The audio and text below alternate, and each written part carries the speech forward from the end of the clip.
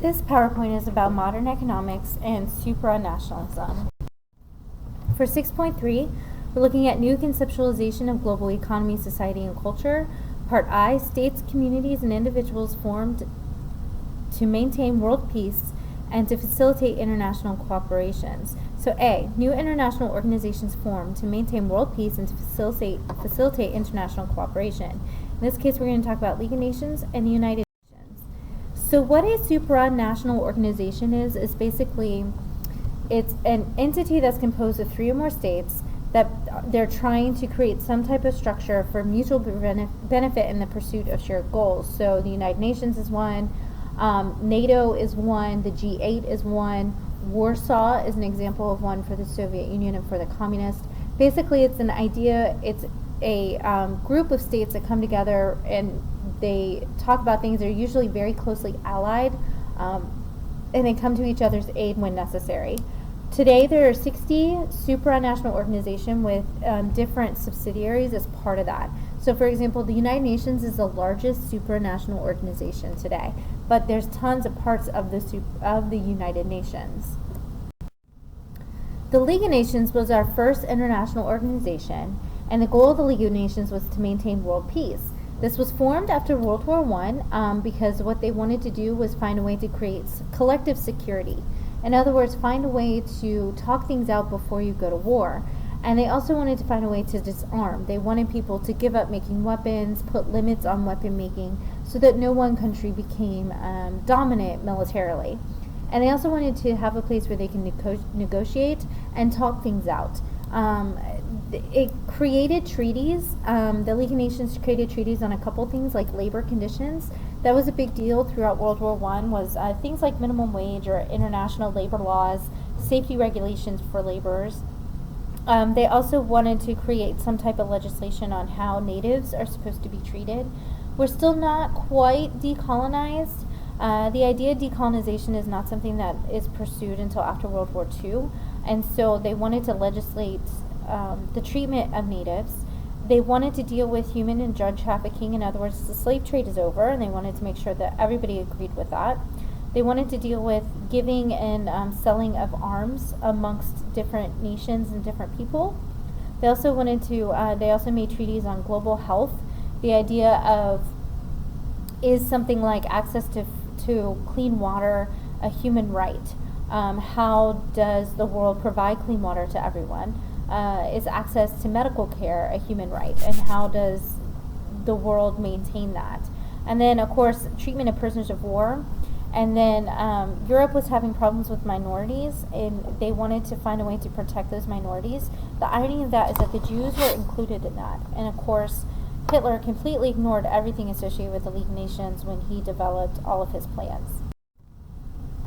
The problem with the League of Nations is that it didn't have its own military, so there was no way for it to enforce anything. They depended on the great powers for armed enforcement. So in other words, if Hitler started a campaign of anti-Semitism, then the states would have to agree to go after him. And that was something that the states were hesitant to do, which is partly why the Holocaust even happened. The other problem is that the United States was not included in those great powers. When President Wilson brought back the League of Nations to the U.S. Congress, the Congress did not approve it. They said we didn't want to be a part of the League of Nations. They said that the U.S. was to maintain a sense of isolationism and wanted to work towards isolationism. So that's not going to work either. The League of Nations is going to end completely when, because it failed to prevent the violence of World War II. The one big impact of the League of Nations was the development of the International Court. The International Court is housed in The Hague in the Netherlands today, and that's where if you are accused of crimes against humanity, you are taken to the International Court. You'll have a whole trial and everything. This is where all the Nazis are going to be tried. This is where Milosevic from Bosnia is going to be tried. Anything associated with any genocide will be tried at the International Court. The United Nations, again, the goal is to promote international cooperation. They want to maintain international peace. They want to maintain security. It promotes human rights on a large scale. Now, its promotion of human rights is not always absolute. The UN can suggest things, but it's just a treaty. It's just an alliance. So which countries actually follow UN suggestions and which ones don't, or which ones feel that they can overcome the suggestions of the UN, can create challenges. They want to create social and economic development globally. They work really hard with non-government organizations to provide things like healthcare and water. The Red Cross is actually a subsidiary of the United Nations. They work on environmental campaigns as well. They create legislation and negotiate treaties between countries about things like greenhouse gases and setting levels for things like that. If there's ever famine, natural disaster, or war, the UN will probably step in and will make sure to protect the citizens as much as possible.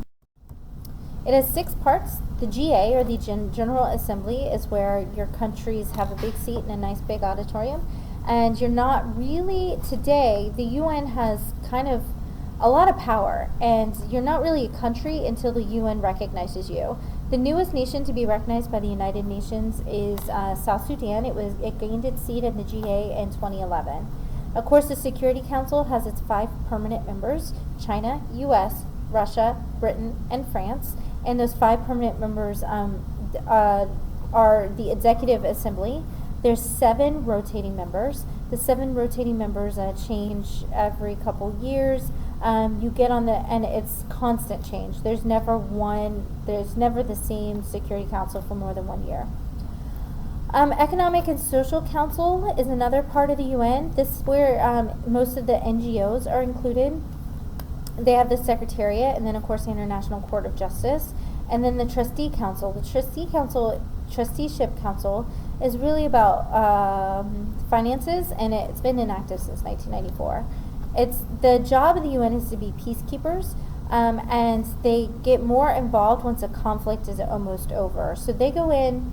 The job of the UN is to really protect citizens, not necessarily governments.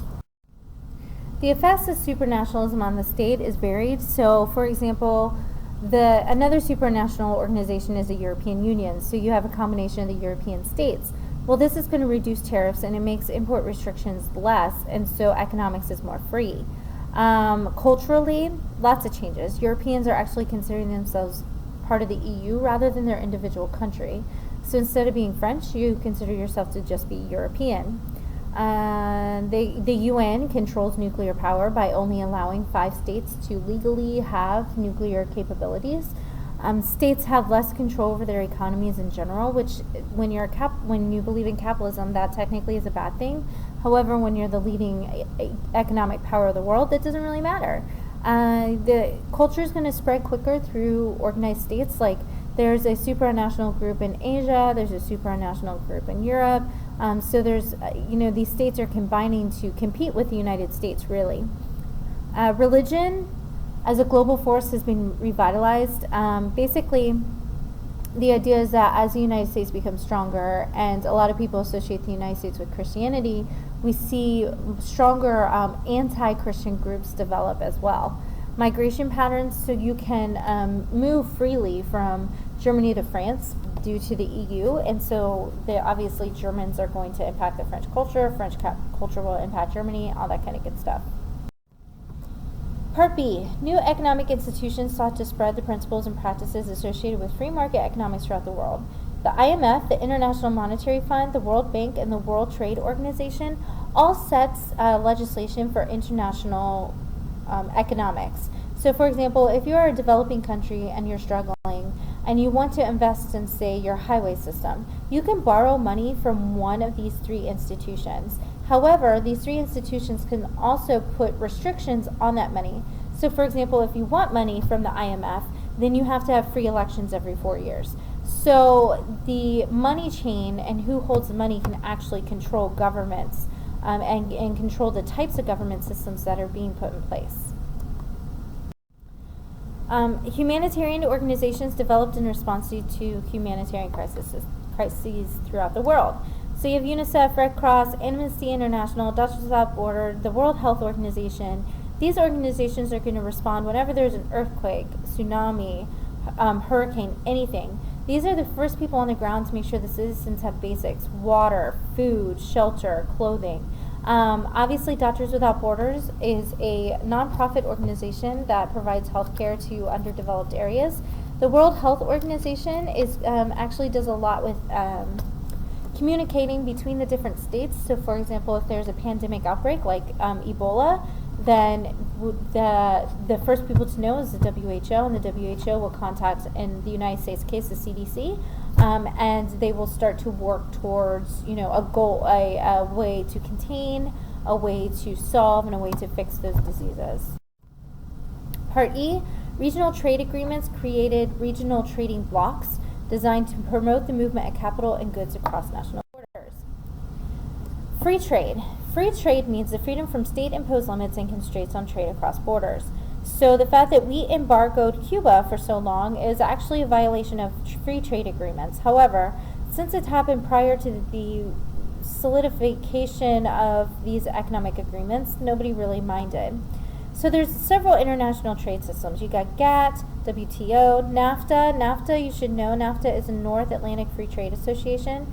This is an agreement between Canada, the United States, and Mexico. So this is where the U.S. has actually kind of taken advantage of the low income cost for Mexico, but as a result, Mexico is actually developing a larger middle class. The EU, OPEC is an example of basically a monopoly over a good. So what OPEC has done is they've formed in order to protect the gas prices, and they have maintained gas prices as a result of that.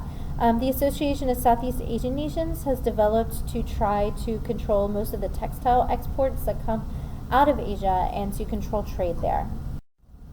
Trade agreements, the WTO negotiates rules between member states, and so for an example, the EU, the US, and China made an agreement that the EU and US would end quota restrictions. So back in the day, the United States and the European Union would only import so many goods made from China.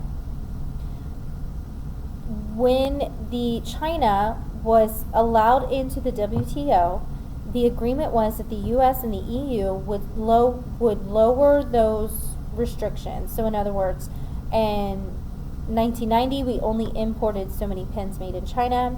In 1995, we imported twice as many. In 2000, 3 times as many. So the idea was that the quotas would eventually disappear so that we would have true free trade. This is the only way that China was allowed into the WTO. We already talked about NAFTA. The WTO estimates that there's about 300 regional trade agreements throughout the world right now.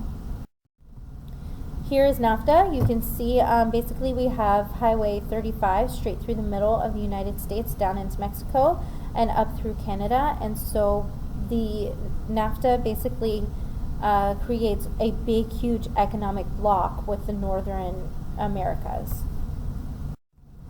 The EU started out as a European Economic Cooperation, and then the French wanted to combine the coal and steel industries. The goal of this was, the main reason for that was after World War II to rebuild. They wanted to rebuild after all the bombings and everything associated with World War II, so coal and steel makes sense. So basically the idea was that coal and steel would be traded freely. There wouldn't be tariffs or taxes at the borders if you were trading coal and steel. The EEC was created in 1958. Denmark, Ireland, UK joined in 1973, Greece in 81, Spain and Portugal in 86. The European Community, which was basically just a big economic bloc, was 12 members by 1980. The EU was officially created in 1992 with 15 members by the mid-90s. The biggest thing about the EU is the creation of a common currency for all of Europe.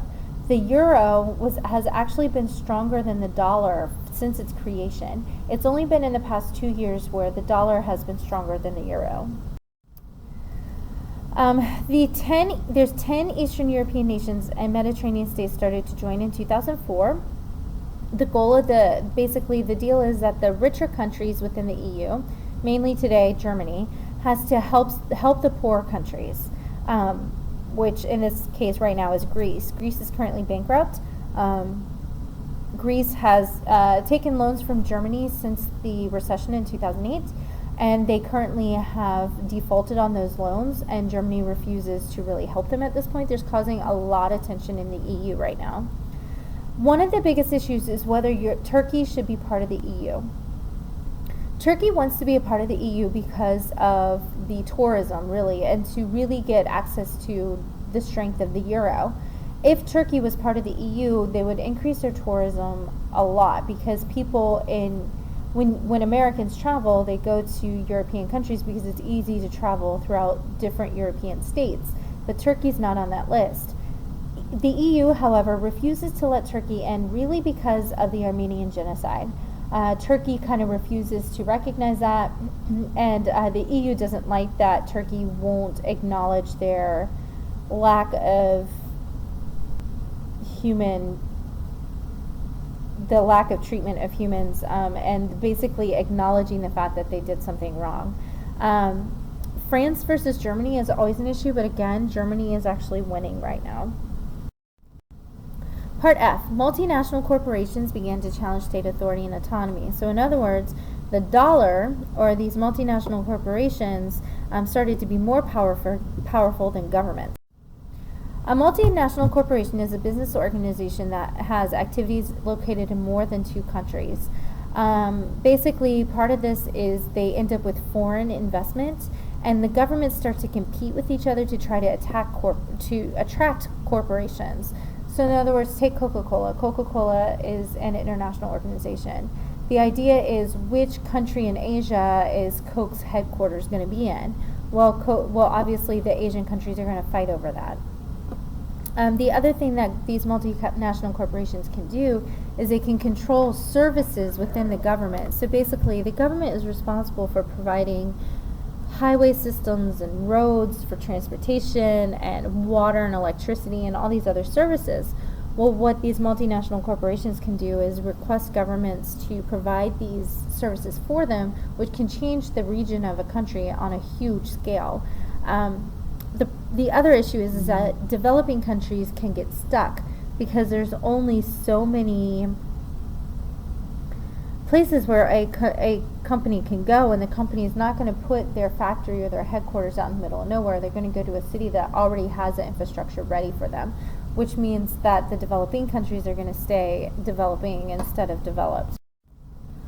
Here's an example. Coke, like I said, the only place you cannot find a Coke is in Cuba. That may be changing, and North Korea. 1.8 billion people a day have a Coke. It's considered an American brand, and that's why it's red. Coke is actually boycotted in Arab countries because of the Americanness of it. A lot of Arab countries do not allow Coke into their borders because of it. Sports sponsorship is really, really important to the Coke brand. They sponsored the World Cup several times. They usually are involved with the Olympics as well. The company employs 700,000 people worldwide. Just to give you a perspective, Sony, another multinational corporation, only 167,000 people. CSX, one of the largest corporations housed in the United States, only employs about 34,000 people. So you can imagine what a global impact the Coca-Cola company has. Part G, movements throughout the world protested the inequality of environmental and economic consequences of global migration. Anti-globalization is basically people who feel that globalization is a result of corporate control, and that corporations and money are controlling politics. So just like in the Middle Ages, where the church controlled politics of Europe, the idea is now corporations control politics. They feel that profits causes problems for equal hiring, labor laws, safety issues, environmental problems. So in other words, people don't think that people take into consideration, labor rights or equality in hiring when they're setting up their corporations. The focus of these groups is on sustainability globally, and the idea that, for example, we are talking about pollution in China, the fact that the United States, our factories have actually caused most of that is because the Chinese government doesn't have environmental restrictions. Okay, well, why not? They needed to attract the factories, so they didn't have any so that their economy could improve. Well, that anti-global people feel like that is completely unnecessary.